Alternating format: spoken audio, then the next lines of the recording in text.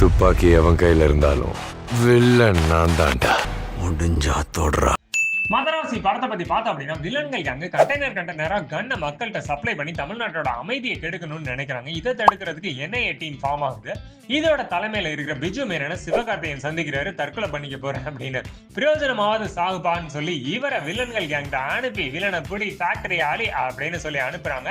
இங்க நடக்க போற விஷயங்கள்ல மாலதி அதாங்க ஹீரோயின் ருக்மிணி அவங்க கிட்ட மாட்டிக்கிறாங்க. இதுக்கப்புறம் வில்லன்கள்ட்ட இருந்து மாலதியை காப்பாத்தினாரா பிஜு மேனன் தலைமையில இருக்கிற டீம் சிவகார்த்திகேயனை வச்சு கன் சப்ளையை தடுத்தாங்களா? வில்லன்கள் என்ன ஆக போறாங்கன்றதா மொத்த கதையே.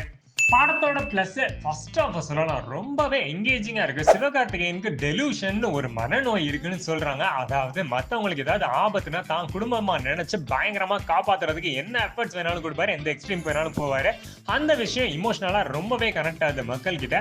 ருக்மிணி மாலதின்னு சுத்திக்கிட்டு இருக்காரு. இதை பார்த்தா ரேவதின்னு மனம் கொத்தி பறவையில சுத்தினார்ல அந்த மாதிரி ஒரு கேரக்டர்.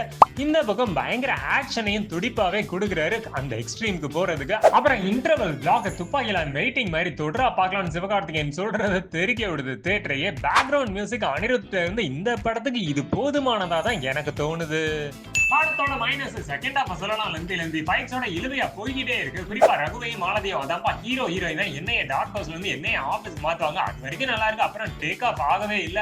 படத்துல பாடல்கள் தேவையும் இல்ல, நல்லாவும் இல்ல. அதெல்லாம் விடுங்க. முருகதாச மொத்த வித்தையும் காட்டிட்டாரான்னு கேட்டீங்கன்னா ரமணால ஹாஸ்பிட்டல் சீனு, கஜினில சஞ்சய் ராமசாமி சீனு, துப்பாக்கில விஜய் டீமோட 10 பேரை ஒரே நேரத்துல ஷூட் அவுட் பண்ற சீனு பெஞ்ச் மார்க் செட் பண்ண முருகதாச இதுல அதை புல் ஆஃப் பண்ண முடியலன்னு தான் சொல்லணும். இருந்தாலும் லவ், ஆக்ஷன், காமெடி அப்படின்னு எல்லா கமர்ஷியல் எலிமெண்ட்ஸும் கொண்டு ஒரு படம் பாக்குற ஆளா நீங்க இருந்தீங்கன்னா மதராசி உங்களுக்கு ஒரு ட்ரீட் தான். பாய்.